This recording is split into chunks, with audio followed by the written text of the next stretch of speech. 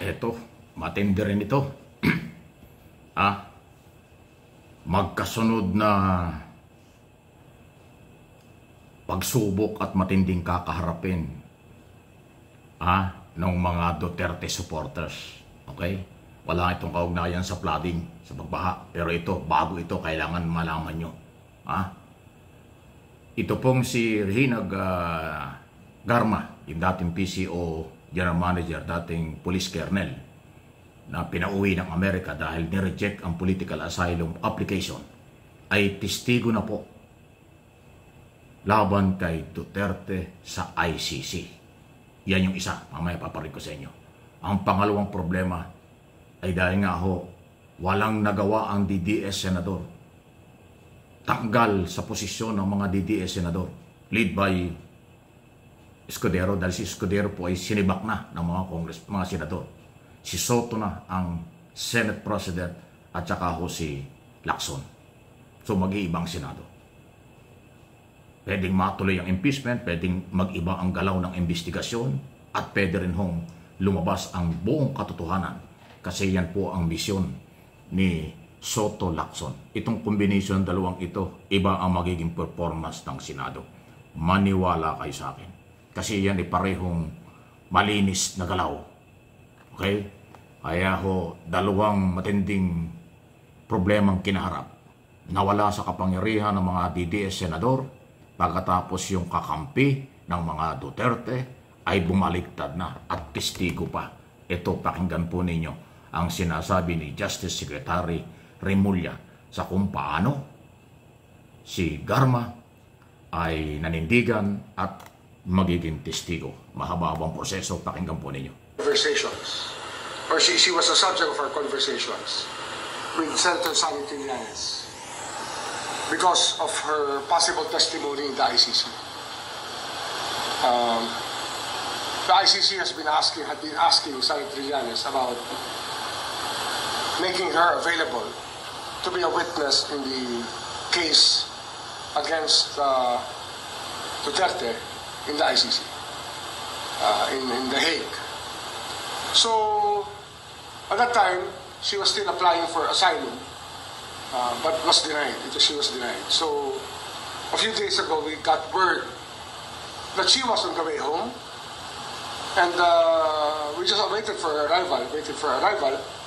And since she has no warrant of arrest pending yet, at least from our end, because of the pace of investigations are not always as good as we want it to be.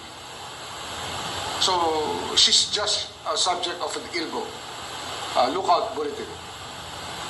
And given that, and the fact that she was going to Malaysia to meet with the ICC, gave us reason to say, okay, because if she's going to be a witness to the ICC, we have said that our working relationship with the ICC involves witness protection.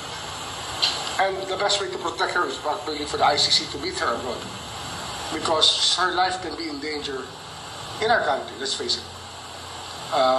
Uniform personnel ang kalaban. So, as we speak, she's with them right now. With the ICC people in Malaysia. So, sir, ayan matindi. Ano ka? Umuo na ba siya? Ayan This smart zoom reading glass adjusts automatically to your vision from... ayun na. Kinumpirma nga po na dahil sa security, hindi siya na-aproban na manatili sa Amerika dahil yung political asylum ni-reject ng Amerika, bumalik dito. Pero may threat. Dahil kasi matindi yung kanyang alam kay Duterte. Dahil malapit kay Duterte yan. Kaya ngayon, nasa kamay na siya ng ICC at magiging testigo against Duterte sa crime against humanity. At yan ay papunta na ng Netherlands. Doon na siya titira. Doon siguro siya maglalagi. Kasi siya dito, delikado talaga siya dito. Si Garma ay ini-involved dun sa pagpatay sa isang retired general at secretary ng PCSO ng panahon yun. Si Garma rin po ay tinawit doon sa nangyaring karahasan sa kulungan dyan sa Davao ng panahon yun. 3 Chinese nawala rin sa loob ng kulungan, sila ang nag-operate. At siya rin ang umamin na merong reward system. Napakarami pong inamin ni Garma bago umalis ng Pilipinas. Nagtago sa Amerika pero walang nangyari, bumalik siya rito. Pero dahil delikado, ayan, nakipag-ugnayan sa ICC at si Senador Trillanes pala ang tumulong sa kanya, sabi ni Justice Secretary. Magiging state witness siya against Duterte. Wow! Mabigat pong testigo yan. Kung testigo yung kamag-anak ng mga biktima ng extrajudicial killing o human rights violation na napakarami nun. Tapos ngayon titistigo pa yung malapit kay Duterte laban sa kanya. Wow! Yan ho ang malaking problema ng mga Duterte at saka ng DDS kung paano nila pigilan niya. Pero wala tayong magagawa. Issue lang, walang personalan. Ito po yung balita ngayon. Isiningit ko lang ito dahil kailangan nating ibigay sa inyo ang bagong balita tungkol dito sa galaw na ito. Marami tayong inaabangan. Duterte issue, impeachment kay Sara Duterte, graft in corruption, at yan po ang namamayagpag sa atin. Huwag nating iiwan itong mga isyong ito dahil lahat korupsyon ang pinag-uusapan. Kasi yung impeachment, corruption ang issue dyan.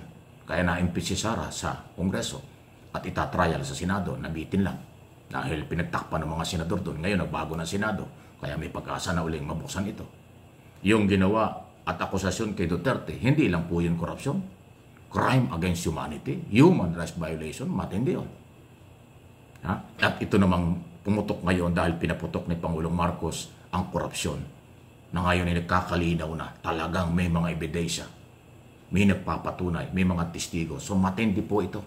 Ito yung malalaking balita ngayon. Although yung mga programa tungkol sa kampanya, sa laban sa kahirapan, development ng bansa, pagandahin ang ating bansa, tuloy-tuloy din po ginagawa ni Pangulong Marcos. Napakabigat lang po ng mga hamon ngayon. Tulungan natin si Pangulong Marcos. Tagumpay ni Pangulong Marcos, tagumpay ng lahat ng Pilipino. Kung ayaw tanggapin ng mga DDS yung tagumpay na yan, bahala sila sa buhay nila. Kakaunti sila. No one is above the law. Yan lagi ang ating paniniwala. Manindigan tayo. Huwag kayong matakot sa pagsasabi ng totoo at paghahayag ng katotohanan.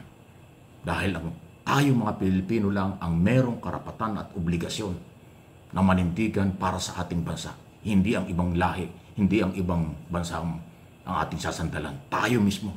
At dito sa mga isyong ito, about Duterte, about Sara, about graft in corruption, at ini sinasabit ang mga congressman, pwede mga senador, kung sino-sino, pananagutan nila yan. Huwag natin silang pagtakpan at hindi po sila pagtatakpan ng aking mga channel. Nitong Mike Abe Opinions at MA Pinoy TV. Ihahayag natin ang lahat ng ating nalalaman at update ng mga balita dahil ito'y aking obligasyon. Lalo po ngayon, umalis na ako dyan sa PTV dahil may korupsyon dyan, dahil may kapalpakan dyan. Ito si Acting Secretary Gomez, dadalawang inamin. Yung kaysa min tumutulo at saka yung walang aircon. Marami akong sinabi dyan kung ano ang kalokohan dyan. Iniiwasan niya yung korupsyon. Dapat imbestigahan niya. Hindi yung gagawin mo yung kaysa may bibigyan mo ng aircon tapos na. Paano yung pera ng mga tao dyan? Nasaan? Korupsyon ang kailangan dyan. Naimbestigahan Gomez. Huwag kang magtago doon sa kisame at saka doon sa aircon. Maliit yun. Madaling pagtakpan yun. Madaling ayusin yun. Yung korupsyon ng pera. Saan napunta yung mga nakaraang taon na ginamit, na dapat ginamit yan para hindi nabubulok yung studyong yan, para hindi nabubulok yung opisinang yan. Dapat ang opisina ng gobyerno, studio ng Office of the President, ng television, Office of the President, dapat nga yung carpet. Dapat red carpet. Dapat professional ang facilities, equipment, mga tao, at building. Ngayon, parang bodega yung opisinang yan. At hindi ko ho yan binabawi. Paninindigan ko, may problema sila. Kaya hindi na nga ako babalik dyan dahil pinatigil niya yung programa ko. Nung araw na yon, umalis na ako. At hindi na ako babalik. Kahit pinababalik pa ako. Katunayan, pinababalik ako. Pero hindi na ako babalik dyan.